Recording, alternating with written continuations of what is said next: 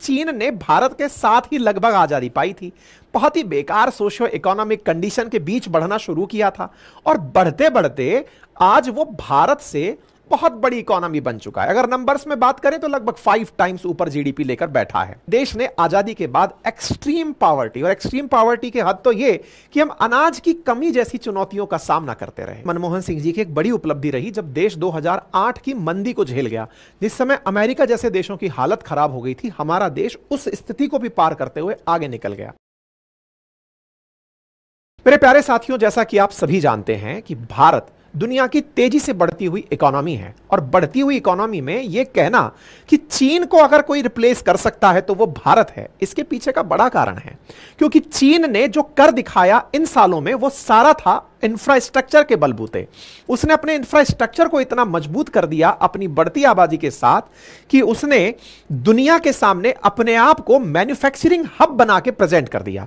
चाहे वहां की सड़कें हो, रेल हो, मेट्रो हो, एयरपोर्ट हो, इलेक्ट्रिसिटी हो, सब चीजों में वो बहुत तेजी से आगे निकल गया। यानी कि भारत जिस समय ग्रो करना शुरू कर रहा था, हमने इकोनॉमी के टर्सरी सेक्टर को पकड़ लिया, वो सेकेंडरी सेक्टर पर काम करके बहुत तेजी से मजबूती के साथ अपनी नींव को आगे बढ़ाते हुए ले गया।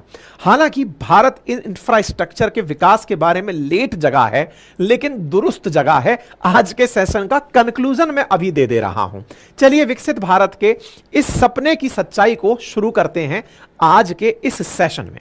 चर्चा करते हैं वर्ष 1947 से पहले के भारत की। साथियों, जब देश आजाद हुआ तो उस समय भी देश की कुछ प्राथमिकताएं रही होंगी, और जब अंग्रेज हम पर शासन करके गए थे तब उन्होंने अपनी जरूरतों के हिसाब से भी देश में कोई ना कोई तो इंफ्रास्ट्रक्चर बना के रखा ही होगा।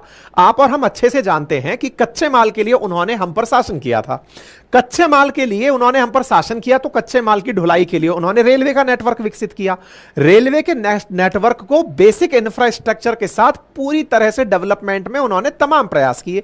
यही तो कारण है कि मुंबई, मद्रास, कलकत्ता जैसे जो बड़े शहर हैं ये ट्रेन से जुड़ गए। और तो और पहाड़ी इलाके भी, हिमाचल, उत्तराखंड जैसे राज्यों को भी उन्होंने रेल नेटवर्क से जोड़ दिया था। उनके काल में भी रोड इंफ्रास्ट्रक्चर उनके मूवमेंट के लिए भी, और जब वो चल रहे हैं तो आप और हम भी चल रहे हैं। तो ब्रिटिशर्स ने अच्छा खासा काम उस समय रोड निर्माण पर किया। अच्छा, क्या केवल ब्रिटिशर्स ने किया? नहीं साहब, इतिहास में आप ग्रैंड ट्रंक रोड का नाम कैसे भूल सकते हैं जो कलकत्ता, दिल्ली, पेशावर को जोड़ती है। लेकिन उसके बाद भी पीडब्ल्यूडी का मतलब पीडब्ल्यूडी जो पब्लिक वर्क्स डिपार्टमेंट है उसके माध्यम से ब्रिटिशर्स ने मुंबई, आगरा, पुणे, बड़े शहरों में, चेन्नई जैसे शहरों को सड़कों से जोड़ने का बड़ा बड़ा काम उठाकर करना शुरू किया। मतलब आप यह पकड़िए कि 1850 तक भी भारत में 2500 किलोमीटर की सड़क बन गई थी। अर्थात जब अंग्रेज यहां थे तब भी इंफ्रास्ट्रक्चर को उन्होंने अपने फायदे के लिए, कौन सा फायदा? ताकि वो भारत से कच्चे माल की ढुलाई करके अपने देश ले जाएं, पका माल लेकर आए सड़कों से और ट्रेन से ले जाकर दूर दराज के क्षेत्रों में बेच सकें। यानी ये तो स्पष्ट था कि इंफ्रास्ट्रक्चर में रेल का, रोड का बड़ा महत्व है। अगर आप तेजी से ढुलाई कर पाएंगे तो फिर आप संसाधनों का अधिक से अधिक उपयोग कर पाएंगे। यह काम होता रहा, देश की आजादी भी हुई। लेकिन जब हम आजाद हुए तो हम बहुत सारी परेशानियों से जूझ रहे थे। जहां एक और हम अंग्रेजों के लिए केवल कच्चे माल का कारखाना और एक बाजार थे, हमारे पास आजादी के बाद हमें अब कच्चे माल से पक्का माल भी खुद ही बनाना था और अपने लोगों की गरीबी भी खुद ही दूर करनी थी। यानी देश ने आजादी के बाद एक्सट्रीम पावर्टी, और एक्सट्रीम पावर्टी के हद तो यह कि हम अनाज की कमी जैसी चुनौतियों का सामना करते रहे। साथियों, देश की आजादी के बाद मेगा इंफ्रास्ट्रक्चर डेवलपमेंट के लिए ज्यादा पैसा नहीं था। ऐसी स्थिति में देश विकास की कौन सी राह पकड़े? अनाज, सब्जी, दाल, दूध इनका उत्पादन बढ़ाए या फिर बड़े बड़े हाईवे, एक्सप्रेस हाईवेज इनका निर्माण करे? हमने बुनियादी जरूरतों की पालना करने की सोची और यही हुआ। एक हद तो यह हो गई कि जब भारत के पास खाने के लिए अनाज नहीं बचा, आपको वो दौर याद होगा जब लाल बहादुर शास्त्री जी का शासन हुआ करता था, देश में अनाज की इतनी किल्लत थी कि एक वक्त का भोजन करके हम सैनिकों को अनाज भेजते थे कि आप युद्ध लड़िए, और जब ही जाकर नारा दिया गया था जय जवान जय किसान। और वही दौर था जब भारत ने ग्रीन रेवोल्यूशन किया और उसके बाद आज अनाज में हम दुनिया भर की भूख भर रहे हैं। यानी भारत ने बहुत बुरा टाइम देखा है। साथियों, ये वो दौर था जिस समय भारत को अनाज की सख्त जरूरत थी। अमेरिका ने हमें मना कर दिया कि हम अनाज नहीं देंगे क्योंकि आप हमारे मित्र पाकिस्तान से लड़ाई लड़ रहे हैं। पाकिस्तान से लड़ाई के लड़ने पर जब नेहरू जी ने अनाज मांगा उनसे कि साहब हमें अनाज की जरूरत है, अनाज दीजिए, तो उन्होंने सुअरों को खिलाने वाला PL 480 अनाज हमें दे दिया, जिसमें कि खरपतवार के रूप में उगने वाली पार्थेनियम घास है ना, वो उस गेहूं के साथ मिलकर इंडिया चली आई थी, और जो आज आपको बहुत जगह पर खरपतवार के रूप में उगई दिखाई देती है। खैर, आते हैं फिर थोड़ा आगे बढ़ते हैं। भारत ने डेवलपमेंटल बहुत सारे चैलेंजेस देखे। नेहरू जी के काल में भारत के अंदर, चाहे फिर वो आईआईटीज हो या फिर आज जो इन पीएसयूज को हम बड़ा होते हुए देखते हैं, उनका एलिमेंटल रूप से डेवलपमेंट हो, ये सब काल देखा। लाल बहादुर शास्त्री जी के काल में भारत ने अपने दौर में हरित क्रांति देखी, फिर उसके बाद क्रोनोलॉजी में धीरे धीरे श्वेत क्रांति आती गई, और देश धीरे धीरे पहले भूख से लड़ा और फिर इंफ्रास्ट्रक्चरल डेवलपमेंट के लिए आगे बढ़ना शुरू हुआ। लेकिन हमने इंफ्रास्ट्रक्चर डेवलपमेंट में एक छोटी सी गलती कर ली थी। क्या गलती कर ली थी? असल में ना, हम लोग बड़े डरे हुए लोग थे। हम इस बात से डरे हुए थे कि देश ने इतने साल तक गुलामी देखी, और गुलामी का बड़ा कारण था ब्रिटिश ईस्ट इंडिया कंपनी हमारे देश में आई थी, और जब ईस्ट इंडिया कंपनी आई थी तो कल को ऐसा ना हो कि किसी और कंपनी को हम अपने यहां आने दें, वो हमें फिर से गुलाम बना ले। तो हमने नेचुरली अपनी इकोनॉमी को क्लोज इकोनॉमी बनाया हुआ था, जस्ट लाइक नॉर्थ कोरिया, कि हम किसी आउटसाइडर को अलाउ नहीं करेंगे, खुद बनाएंगे खुद खाएंगे। लेकिन मुसीबत यह है कि आप अगर क्लोज इकोनॉमी रखते हैं तो फिर आपके पास विदेशी मुद्रा आएगी कहां से, आपका फॉरेन रिजर्व बढ़ेगा कैसे, विदेशों के साथ व्यापार करेंगे कैसे, और जब तक व्यापार नहीं करेंगे तो अपनी इकोनॉमी को उठाएंगे कैसे। क्लोज इकोनॉमी की मानसिकता से हम बहुत लंबे समय तक लड़ते रहे हैं। खैर, क्लोज इकोनॉमी पर भी आएंगे। हमने चर्चा करनी है कि इंफ्रास्ट्रक्चर पर हमने कैसे कैसे सुधार किया, और इंफ्रास्ट्रक्चर में हमसे एक जो गलती हुई वो क्या थी, मैं अभी उस पर आता हूं। मेरे प्यारे साथियों, इंफ्रास्ट्रक्चर की शुरुआत मानी जाती है 1934 के अंदर इंडियन रोड कांग्रेस के गठन के साथ, जिसने 1943 में इंडियन रोड डेवलपमेंट कमेटी की जयकार कमेटी के साथ 20 साल का रोड डेवलपमेंट का प्रोजेक्ट बनाया, जिसमें 1943 से 63 के बीच में रोड नेटवर्क को 5,32,000 किलोमीटर तक बढ़ाने का लक्ष्य रखा। 1961 में इस प्लान को अगले 20 साल के लिए भी लॉन्च कर दिया गया कि रोड नेटवर्क को डबल किया जाएगा। लेकिन इन चीजों के बावजूद भी इंफ्रास्ट्रक्चर जस का तस खड़ा रहा, क्योंकि बिना पैसे के काम कहां होता है साहब, और इंडिया ऑलरेडी इकोनॉमी की बड़ी स्थितियों से गुजर रहा था। हालांकि हम में बहुत ज्यादा जिजीविषा थी, बहुत ज्यादा दृढ़ता थी, हमने विकास के लिए चुनौती को स्वीकार किया था। जो लोग हम पर यह सोचते थे कि एक दिन भारत फेल हो जाएगा, हमने उनके सामने अपने आप को खड़ा करके दिखाया था। 1952 की फ्रेट इक्वलाइजेशन पॉलिसी ने इसमें शुरुआती लाभ तो दिया, लेकिन उसने हमें बहुत ज्यादा नुकसान दिया। क्या नुकसान दिया? असल में क्या था कि भारत ने यह सोचा कि जिस तरह अंग्रेज समुद्री मार्ग से व्यापार करते हैं, तो क्यों ना हम भी समुद्र के किनारे कुछ शहरों को विकसित करें, और ऐसी जगहों को विकसित करें जहां से मतलब एक्सपोर्ट भी आसानी से हो जाए और उसके आसपास उपलब्ध इंफ्रास्ट्रक्चर का सही से उपयोग किया जाए। तो कच्चा माल मान लीजिए कि हमारा निकल रहा है बिहार, झारखंड, उड़ीसा में, तो इस कच्चे माल को ले जाने के लिए सरकार ने कहा कि आप चिंता मत करिए, यहां से लेकर आपकी फैक्ट्री तक की माल ढुलाई को सरकार देखेगी। फ्रेट इक्वलाइजेशन पॉलिसी के तहत हमने बहुत सारे कोस्टल सिटीज डेवलप कर लिए, क्योंकि फैक्ट्री वालों ने अपने अपने हिसाब से अपनी अपनी जगह पर बसाना शुरू कर दिया। फ्रेट इक्वलाइजेशन पॉलिसी जिसने भारत के साथ में जो सबसे बड़ा धोखा किया वो क्या था कि भारत सरकार ने कहा कि आप चिंता मत करिए, आपको जहां पर अपनी फैक्ट्री बनानी है बनाइए, मिनरल्स की जरूरत है तो जो किराया है ना उसको भारत सरकार सब्सिडी पर उपलब्ध कराएगी। तो भाई साहब सब लोग अपने अपने घरों में फैक्ट्री लेके जाएंगे और कोस्ट पर जाकर के फैक्ट्री बनाएंगे, ताकि ऐसा हो कि कोस्टल जगह से एक्सपोर्ट आसानी से हो सके।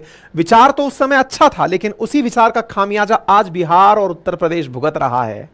बिहार, झारखंड, उड़ीसा, छत्तीसगढ़, ये सारे राज्य, पश्चिम बंगाल, जो आज सबसे बड़ा नुकसान भुगत रहे हैं ना, वो इसी फ्रेट इक्वलाइजेशन पॉलिसी का है। और जब कोस्टल राज्यों को आप कहते हुए सुनते हैं कि हम तो जीएसटी इतना देते हैं, महाराष्ट्र कहता है मैं सबसे बड़ा जीएसटी देता हूं, कर्नाटक कहता है मैं देता हूं, गुजरात कहता है मैं देता हूं। अरे भैया, आप इसलिए देते हैं क्योंकि आप गुड्स बनाते हैं, और गुड्स बनाने के पीछे असली कारण कौन है? सरकार की वो नीति जिसमें सरकार ने कहा था माल तो हम पहुंचाएंगे सब्सिडाइज्ड कीमतों पर, कच्चा माल पहुंचता रहेगा, आप तो बढ़िया से बनाइए। तो लोगों ने एक्सपोर्ट करने के पॉइंट ऑफ व्यू से जाकर शहर बसा लिए। ठीक है, उम्मीद है आपको यह बात समझ में आ गई होगी। यानी एक प्रकार से इंफ्रास्ट्रक्चर को सरकार ने भी डेवलप करने के पॉइंट ऑफ व्यू से रेल नेटवर्क से माल पहुंचाएंगे, इस तरह का बात किया। कोस्टल सिटी हमारे बढ़िया से डेवलप हो गए, लेकिन बहुत सारे राज्य हमारे पिछड़ गए। इंफ्रास्ट्रक्चर के अंदर हमारी दिक्कतें लेकिन जस की तस बनी रही, क्योंकि हम क्लोज इकोनॉमी को लेकर चलते रहे। आजादी के 45 साल बाद तक भारत की अर्थव्यवस्था बड़े स्तर पर सरकारों के हाथ चलती रही। आप विचार कीजिए 1992 का जब एलपीजी रिफॉर्म आया था, उससे पहले भारत सरकार के अंदर जबरदस्त तरीके से लाइसेंस राज चला करता था। पहले आप परमिशन लेंगे फिर आप विकास करेंगे, ठीक है। खैर ये सब चीजें एक दिन हटनी थी। National highway authority of India ने इसकी शुरुआत की, यानी देश के अंदर नेशनल हाईवे अथॉरिटी NHAI जिसे आप कहते हैं, उसने रेल नेटवर्क को मेंटेन करना, रखरखाव करने का काम शुरू किया। और उस NHAI ने 1995 में जाकर प्राइवेटाइज्ड सड़कें बनाने का, कि आप पैसा लगाएं और आकर के हमारे साथ पब्लिक प्राइवेट पार्टनरशिप में सड़कें बनाएं, टोल आप वसूल करें, इन्वेस्टमेंट आप करें, सरकारी काम आपके साथ सरकार करेगी। यह एलपीजी रिफॉर्म के बाद था, ठीक है साहब। अब साथियों एक बड़ा सवाल यह बनता है कि जब देश का इंफ्रास्ट्रक्चर इतना ग्रो कर ही रहा है, 1990 में जो था वो वहां से आगे 2000 में और ज्यादा बड़ा हो गया, 2000 में जो था वो 2010 के अंदर ज्यादा हो गया, निरंतर आगे की तरफ बढ़ते जा रहे हैं, तो हम इसका बेनिफिट कैसे उठा सकते हैं? कॉमन सेंस लगाने की यह जरूरत है कि दुनिया में जितना भी इंफ्रास्ट्रक्चर का काम हो रहा है, अगर कहीं भी इंफ्रास्ट्रक्चर बनता है तो सीमेंट बनाने वाला काम, लोहे के सरिये बनाने वाला काम, प्लास्टिक का काम, आयरन के साथ साथ और भी जो जरूरी इंफ्रास्ट्रक्चर के अंदर सामान है, उन सब के लिए कोई ना कोई कंपनी, पेंट वाली कंपनी, स्विच बनाने वाली कंपनी, सप्लाई देने वाली, पाइप बनाने वाली, ये सब कंपनी भी सीधे में सीधे ग्रो करने लगती हैं। और जब ये ग्रो करने लगती हैं तो हमारा स्टॉक मार्केट ग्रो करने लगता है। आने वाले टाइम में इंडिया का जो मार्केट साइज है वो और बड़ा होगा। प्रिडिक्ट भी यही किया जा रहा है कि जल्दी ही ये आने वाले कुछ सालों में $10 ट्रिलियन तक पहुंच जाएगा, क्योंकि 4 से 5 ट्रिलियन डॉलर का बनने में इसने मात्र 6 महीने का समय लिया है। लेकिन एक चीज तो तय है, आप और हम अब तक जितनी भी चर्चा सुने हैं, उस चर्चा में कहीं ना कहीं ये तो आपके दिमाग में भी आ गया होगा कि जितने रिफॉर्म्स हैं वो रिफॉर्म्स अल्टीमेटली भारत को आगे बढ़ाने के लिए किए जा रहे हैं। चाहे NHAI की स्थापना हो, चाहे श्वेत क्रांति हो, चाहे हरित क्रांति हो, चाहे भारत की फेट इक्वलाइजेशन पॉलिसी हो, ये सब चाहते क्या है? देश का विकास हो। आपको यहां तक तो समझ में आ चुका है कि भारत के अंदर एलपीजी रिफॉर्म से पहले का जो कालखंड है ना, वो लगभग उलझता जूझता सही कालखंड है। क्लोज इकोनॉमी चल रही है, हमारे लाइसेंसी राज चल रहा है, सरकार के द्वारा विकास के नाम पर जो कार्य किए जा रहे हैं वो जनता को, क्योंकि 1991 में ये हालत हो गई थी कि हमें अपना सोना गिरवी रखना पड़ रहा था।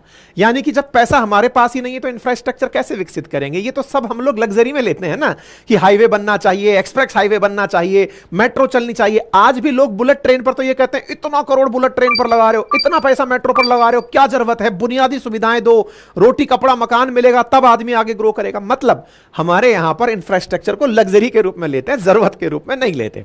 देश ने पैसा देखा 1992 में, यानी जब एलपीजी रिफॉर्म हुए, धीरे धीरे दुनिया भर के लोग हमारे साथ जुड़ने लगे। और तो और हमारे देश के जो पैसे वाले लोग थे ना, वो साथ में आए सरकार के, बोले सरकार लिबरलाइज कर रहे हो तो बताओ अपनी कंपनी पर से थोड़ा हक हमें दोगे? बोले हाँ लो यार। तो बोले प्राइवेटाइज करोगे? बोले करो भाई। तो प्राइवेटाइज के नाम पर हमने अपनी PSUs के शेयर्स को डिसइन्वेस्ट करना शुरू किया और प्राइवेट कंपनीज में इन्वेस्टमेंट शुरू हुआ, प्राइवेट कंपनी से इन्वेस्टमेंट शुरू किया। साथ ही साथ इंफ्रास्ट्रक्चर में भी अब पैसा आने लगा। पैसा आने लगा से मतलब आज जो आप सड़कों पर टोल लगा हुआ देखते हैं, जनरली वो टोल NHAI के साथ किसी प्राइवेट फर्म ने लगाया हुआ होता है। NHAI कहती है कि भैया आइए पब्लिक प्राइवेट पार्टनरशिप करते हैं, जमीन हम दिलवाएंगे, लैंड एक्विजिशन करवाएंगे, आप यहां पर सड़क बनाइए, पैसा अपना लगाइए और आने वाले 20 साल में सूद समेत और ग्रोथ के साथ में आप इस पैसे को ले जाइए। तो एक तरह से सरकार फैसिलिटेटर हो गई और इन्वेस्टर आ गया। यह सब एलपीजी रिफॉर्म के बाद हुआ। देश ने एक बड़ा परिवर्तन देखा और इसी के बाद का जो कालखंड है ना इंडिया का, उसके बाद तो इंडिया एकदम बनकर आगे निकल चुका। मतलब 7-8% की एवरेज ग्रोथ के साथ इंडिया आगे बढ़ रहा है। तो चर्चा करते हैं 1992 के इकोनॉमिक रिफॉर्म और उसके बाद में जो अटल जी का कालखंड आया उस कालखंड की। ठीक है, तो देश के अंदर धीरे धीरे से सुधार होने शुरू हुए। अटल बिहारी वाजपेयी जी ने इस कालखंड का बेहतरीन तरीके से उपयोग किया। अटल बिहारी वाजपेयी जी जब प्रधानमंत्री बने तो उन्होंने अपने कार्यकाल में जो 2 बड़े काम किए थे, जिनमें आप परमाणु परीक्षण को काउंट करते हैं और कारगिल युद्ध के जीतने को काउंट करते हैं, उसके साथ साथ उन्होंने एक और बड़ा काम किया था और वो था इंफ्रास्ट्रक्चर को सुधारने का। जो प्रोजेक्ट उन्होंने शुरू किए थे उसकी बातें आज बहुत कम होती हैं, लेकिन अगर वाकई में आकलन किया जाए तो इंफ्रास्ट्रक्चर पर जो उन्होंने ध्यान दिया था वो बहुत गजब का था। साल 1998 में नेशनल हाईवे डेवलपमेंट प्रोजेक्ट की अटल जी ने शुरुआत की थी। अटल जी ने सबसे बड़े प्रोजेक्ट में स्वर्णिम चतुर्भुज, जब हम लोग पढ़ा करते थे तो इसको याद करते थे कि किस तरह से 4 बड़े शहरों को जोड़ना है, स्वर्णिम चतुर्भुज योजना, जिसके तहत 4 महानगर दिल्ली, मुंबई, मुंबई, चेन्नई, कोलकाता, इनको जोड़ करके हाईवे से आपस में कनेक्ट करना। आज दिल्ली मुंबई के बारे में अपन सुनते हैं कि मात्र 12 घंटे में आप पहुंच सकते हैं। पहले सोचने के लिए ही समय लगता था कि यार कौन जाएगा, इतना दूर जाएगा तो पता नहीं कितना टाइम लगेगा। तो यह सबसे पहला ख्वाब देखना काम शुरू किया अटल जी ने और स्वर्णिम चतुर्भुज योजना को काम के रूप में शुरू किया। साल 2012 तक इसको पूरा किया। 5900 किलोमीटर की लंबाई वाले 2, 4, 6 लेन हाईवे रोड प्रोजेक्ट के बनकर शुरू हुए इसके अंदर, यानी कि स्वर्णिम हाईवे चतुर्भुज के अंदर ना केवल बड़े शहरों को जोड़ने का काम किया बल्कि 28 छोटे बड़े शहर और इन सड़कों के माध्यम से, इन्हीं सड़कों के माध्यम से जोड़ दिए गए। साहब ये बात हो गई स्वर्णिम चतुर्भुज की। उसके बाद क्या हुआ? उसके बाद उन्होंने एक प्रोजेक्ट और लॉन्च किया और उस प्रोजेक्ट में था कि स्वर्णिम चतुर्भुज तो बनेगा ही, कश्मीर से लेकर कन्याकुमारी को और इधर से पूर्व से लेकर पश्चिम को, यानी गुजरात से लेकर के नॉर्थ ईस्ट को जोड़ने के लिए भी north south east west corridor को शुरू करवाया। कश्मीर से कन्याकुमारी का प्रोजेक्ट तो इस साल पूरा हो रहा है। इस तरह से अगर बात करें तो भारत के अंदर सड़कों के निर्माण पर अटल जी ने जबरदस्त ध्यान दिया। और देखो, देश का जो पहला एक्सप्रेस हाईवे है ना, जिस पर गति एकदम धुआंधार चलती है, मुंबई पुणे एक्सप्रेस हाईवे, वो भी साल 2002 में अटल जी के कार्यकाल में ही बना था। उन्हीं के कार्यकाल में प्रधानमंत्री ग्राम सड़क योजना, अमीरों के लिए हाईवे बन गए साहब, गांव वाले कहां जाएंगे, तो गांव वालों के लिए उन्होंने योजना चलाई अटल ग्राम सड़क योजना, जिसके तहत गांव के छोटे छोटे गांवों को, छोटे छोटे गांव जो कच्चा माल पैदा करते हैं, लोग कनेक्ट करते हैं, शहर आते हैं रोजगार के लिए, उन्हें मेन हाईवे से जोड़ा गया। और साथियों, मेन हाईवे से जोड़ने का यह काम अटल जी के काल में हुआ। यानी अटल जी ने इंफ्रास्ट्रक्चर में जो रोड डेवलपमेंट में काम किया, वो जैसे आज गडकरी जी का काम आप याद करते हैं, वो अटल जी के कालखंड में सोचिए कि जबरदस्त लेवल पर काम था। सोचिए, देश की जो पहली मेट्रो, जो दिल्ली मेट्रो सर्विस का जो प्रोजेक्ट लॉन्च हुआ, इनॉग्रेशन भी हुआ, वो भी अटल जी के कालखंड में हुआ। भारत के अंदर बीएसएनएल का जो आज आप काम सुनते हैं, हालांकि बीएसएनएल अब तो संघर्ष ही कर रही है, लेकिन बीएसएनएल की जो सेवा शुरू हुई टेलीकॉम सेंटर सेक्टर के अंदर, वो भी अटल जी के कालखंड में हुई। इसलिए अटल जी को मतलब आधुनिक काल के अंदर मॉडर्न टेलीकॉम के फादर के रूप में कंसीडर किया जाता है। भारत में शिक्षा को अनिवार्य बनाने के लिए जो मौलिक अधिकार सर्व शिक्षा अभियान की शुरुआत हुई, वो भी अटल जी के कालखंड में हुई। यानी कि अब यह दौर ना केवल शिक्षा की बात कर रहा था, कनेक्टिविटी की बात कर रहा था, संचार की बात कर रहा था, इंफ्रास्ट्रक्चर की बात कर रहा था, और इसी से सवार होकर के बीजेपी सोच रही थी कि अब तो इंडिया शाइन करने वाला है। यही कारण है कि 2004 के आम चुनाव में जब बीजेपी चुनाव के लिए उतरी, तो उन्होंने शाइनिंग इंडिया कैंपेन चलाया कि भाई इंडिया शाइनिंग हो रहा है और साहब शाइनिंग इंडिया के नाम पर हम वोट मांगेंगे, जनता को पता चलना चाहिए कि हमने कितना इंफ्रास्ट्रक्चर डेवलप कर दिया। बीजेपी चुनाव हार गई, यूपीए सरकार बनी, मनमोहन सिंह जी की सरकार आई। 2004 से 14 के बीच में मनमोहन सिंह जी की सरकार रही। देश में साथियों जिनकी भी सरकार रहती है, निश्चित ही वो देश की प्रोग्रेस के लिए कार्य करते हैं, लेकिन सरकारों का प्रोग्रेस के लिए अलग अलग मायने होते हैं। किसी के लिए इंफ्रास्ट्रक्चर प्राथमिकता है, जैसे अटल जी के कालखंड में रही 1990 से 8 से लेकर के 2004 के बीच में। यूपीए के लिए जो सामाजिक उत्थान है कि भाई सोशल अपलिफ्टमेंट कैसे करना है, सभी के पास रोजगार की व्यवस्था कैसे हो, मनरेगा कैसे काम करे, इन सब पर काम करना है। हर सरकार अपनी प्रायोरिटी सेट करती है कि मुझे इस सेक्टर के अंदर काम करना है।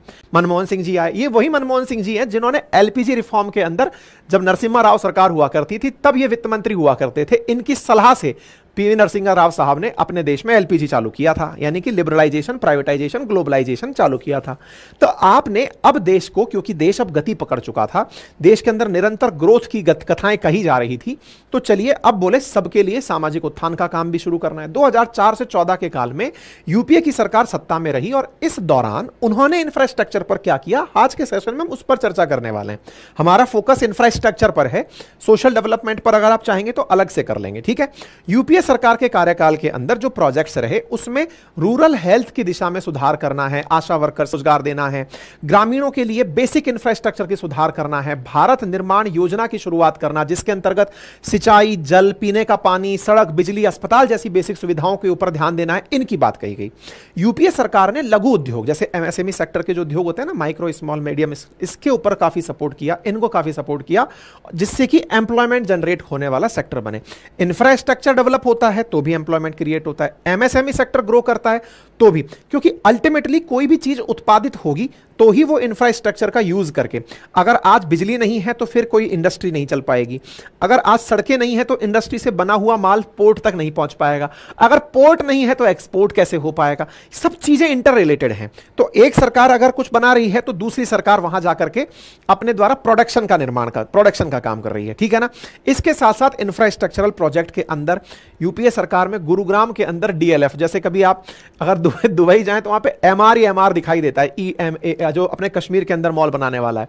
ऐसे गुड़गांव जाएंगे तो आपको डीएलएफ दिखाई देता है, हुडा सिटी सेंटर। ये सभी उसी कालखंड में पैदा हुए। दिल्ली के अंदर यूपीए सरकार के दौर में ये बहुत तेजी से बढ़े। नोएडा, गाजियाबाद, एनसीआर रीजन में इंडस्ट्रियल हब बनना शुरू हुआ। मेट्रो नेटवर्क जो पहले अटल जी के सामने शुरू हुआ था, अब वो तेजी से एक्सपेंड होने लगा।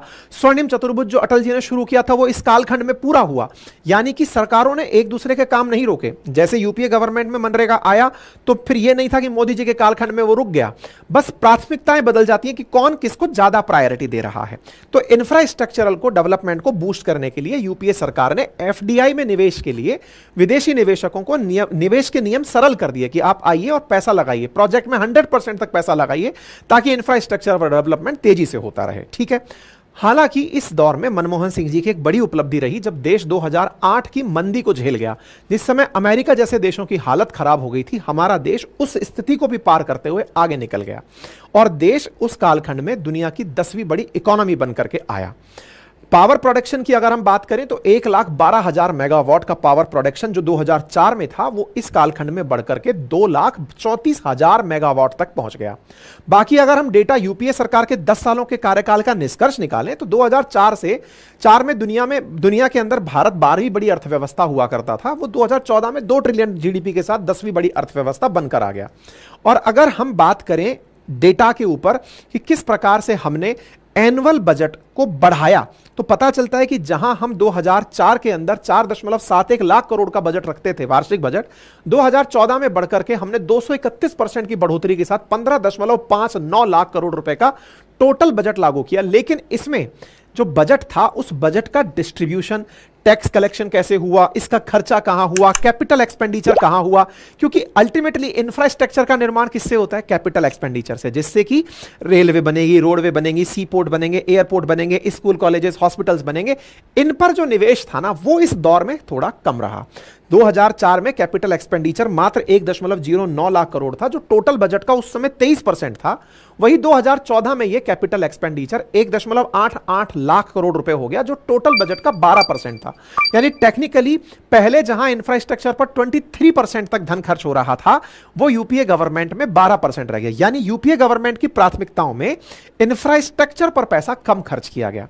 यानी 10 सालों में बजट का अमाउंट तो बढ़ा लेकिन कुल की तुलना में वो कम रहा, जिसकी वजह से इंफ्रास्ट्रक्चर में इतनी तेजी नहीं दिखी जो तेजी बाद के काल में दिखी। मतलब बाद के काल का अर्थ है 2014 के बीच का काल। आप इसको ऐसे समझिए कि 4 से 14 के बीच में भारत ने 940 किलोमीटर के ही एक्सप्रेस हाईवे बनाए थे।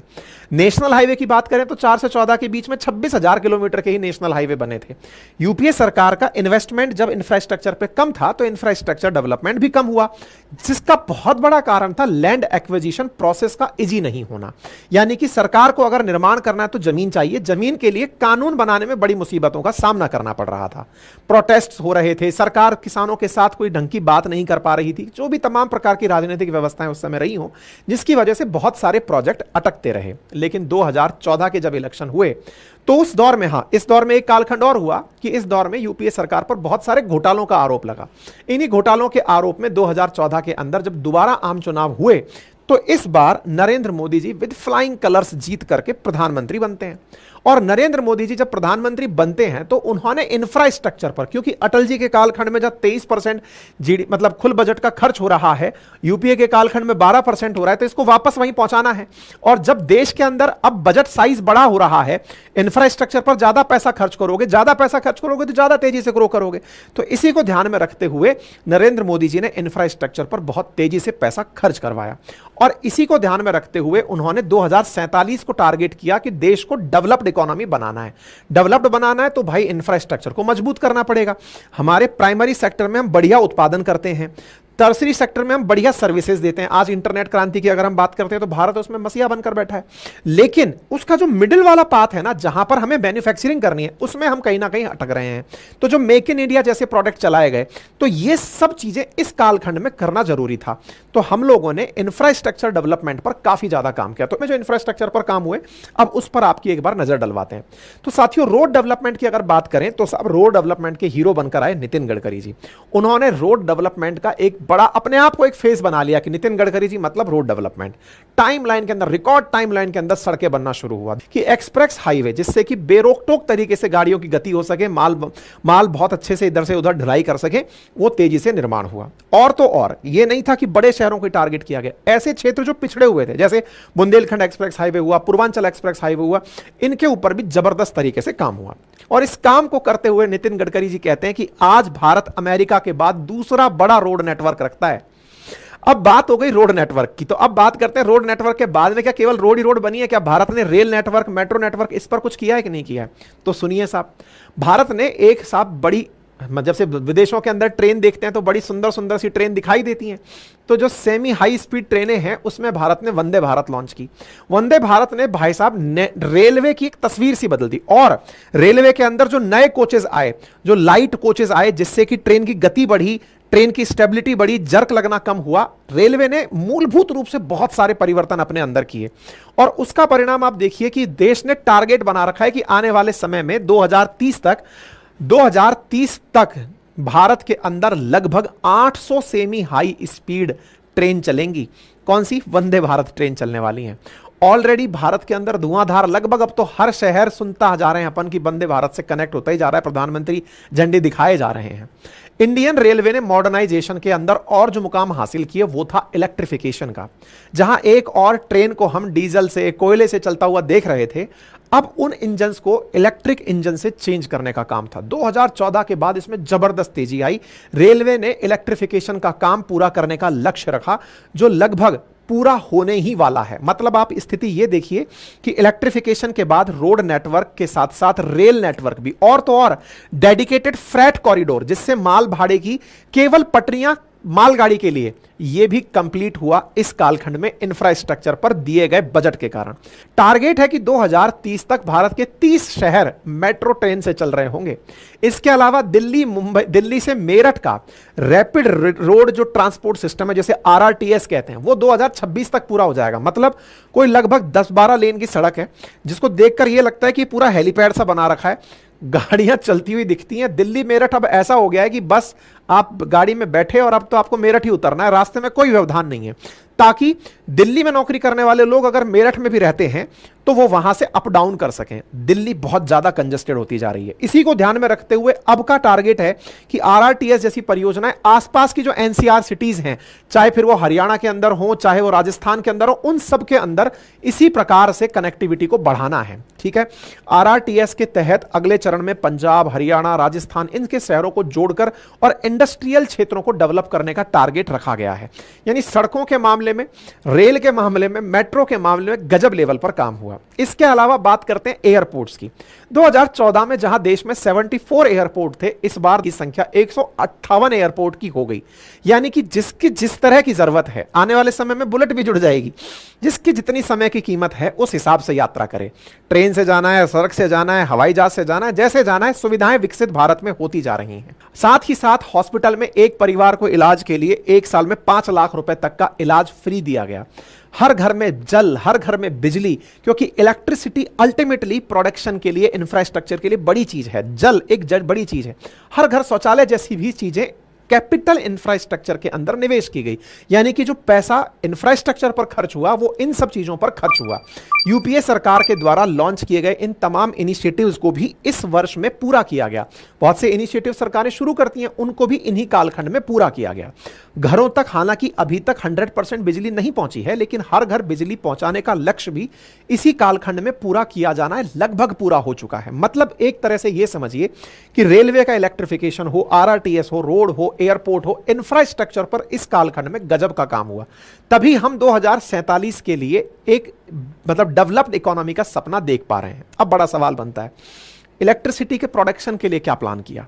Bharat coal energy, hydro energy, solar energy से अब बिजली खपत की पूर्ति कर रहा है। आपको मालूम है कि जब आप विकास करते हैं तो विकास के साथ साथ एनर्जी की बड़ी चुनौतियां होती हैं, और एनर्जी की चुनौतियों में भारत का जो बढ़ता हुआ इंफ्रास्ट्रक्चर है ना, ये इंफ्रास्ट्रक्चर बिजली की चुनौतियों को कैसे झेलेगा, ये अपने आप में एक बड़ी बात है। अब इस बड़ी बात का क्या समाधान है साहब? इस बड़ी बात का यह समाधान है कि भारत की जो बड़ी जनसंख्या है उसके लिए इलेक्ट्रिसिटी पहले तो पहुंचाओ, और पहुंचा करके पावर कट की समस्या से निजात दिलाओ। इन दोनों ही चीजों में बड़ी संख्या में इजाफा हुआ है, पावर कट कम हुआ है और इलेक्ट्रिसिटी तेजी से पहुंची है। एनर्जी सेक्टर में सोलर पावर ने गजब तेजी से वृद्धि की है। ग्रीन एनर्जी रेवोल्यूशन को ध्यान में रखते हुए 2030 तक Bharat 500 gigawatt renewable energy produce करने का टारगेट रखकर चल रहा है। दुनिया का सबसे बड़ा गुजरात के कच्छ में 30 गीगावाट कैपेसिटी का सोलर पावर प्लांट लग रहा है। इसके अलावा राजस्थान के भड़ला में solar power plant green energy revolution का ही हिस्सा बनकर चल रहा है। इंफ्रास्ट्रक्चर डेवलपमेंट में भारत सस्टेनेबल डेवलपमेंट के ऊपर भी ध्यान दे रहा है, तभी तो भारतीय रेलवे के अंदर 2030 तक नेट जीरो कार्बन एमिशन, अर्थात जितना कार्बन हम यूज करेंगे, पावर से हम कंज्यूम करेंगे, उसको उतना ही सोलर एनर्जी से बनाकर काम में लेंगे, यानी कि हम कार्बन उत्सर्जित नहीं करने वाले हैं। 100% इलेक्ट्रिफिकेशन पूरा कर दिया जाएगा। मेट्रो नेटवर्क आरआरटीएस पूरी तरह बिजली से चलने वाला हो जाएगा। एक तरह से यह समझिए कि आप अगर एक बार मेट्रो से सफर 1 किलोमीटर का कर रहे हैं तो आप कार्बन इमिशन में बहुत बड़ा रोल प्ले कर रहे हैं। आप ऐसे समझिए कि कार्बन इमिशन मतलब कम कर रहे हैं। एक तरह से यह समझिए कि एक साल में 2.5 लाख टन कार्बन इमिशन को कम करती है मेट्रो रेल। वहीं दिल्ली मुंबई एक्सप्रेस हाईवे की बात करें ना, तो एक साल में 32 करोड़ लीटर फ्यूल की खपत कम करता है, क्योंकि आपको जाम में नहीं फंसना है, सूटासूट गाड़ियां चलती चली जाती हैं। अर्थात कुल मिलाकर के भारत कार्बन इमिशन को भी ध्यान में रख रहा है, सो दैट हम सस्टेनेबल ग्रोथ की तरफ आगे बढ़ सकें। 1 किलोमीटर अगर आप मेट्रो में सफर करते हैं तो आप 32 ग्राम कम कार्बन इमिशन करते हैं, क्योंकि आप अपना व्हीकल लेकर जाते तो आप कितना सोचिए कार्बन इमिशन कर रहे होते। तो सस्टेनेबल डेवलपमेंट में भी हम तेजी से आगे बढ़ रहे हैं। और इसके साथ साथ भारत के अंदर इंफ्रास्ट्रक्चरल डेवलपमेंट के लिए स्मार्ट सिटी प्रोजेक्ट चला, जिसमें भारत की 100 से ज्यादा सिटीज को बेसिक एमिनिटीज को बढ़िया करने का टास्क रखा गया।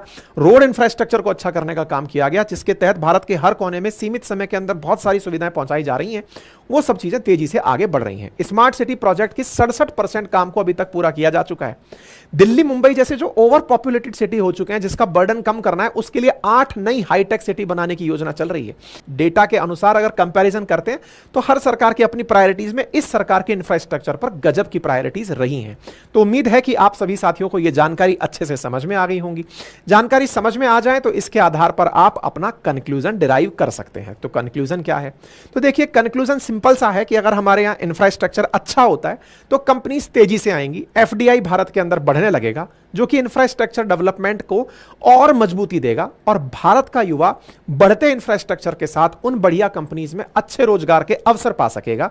और अगर ऐसा होता है तो वर्ष 2047 तक अगर हम एक एम्बिशियस टारगेट रखते हैं कि आजादी के 100वें साल पर भारत विकसित राष्ट्र बनेगा, तो वो सपना भी आप और हम एक साथ पूरा कर पाएंगे।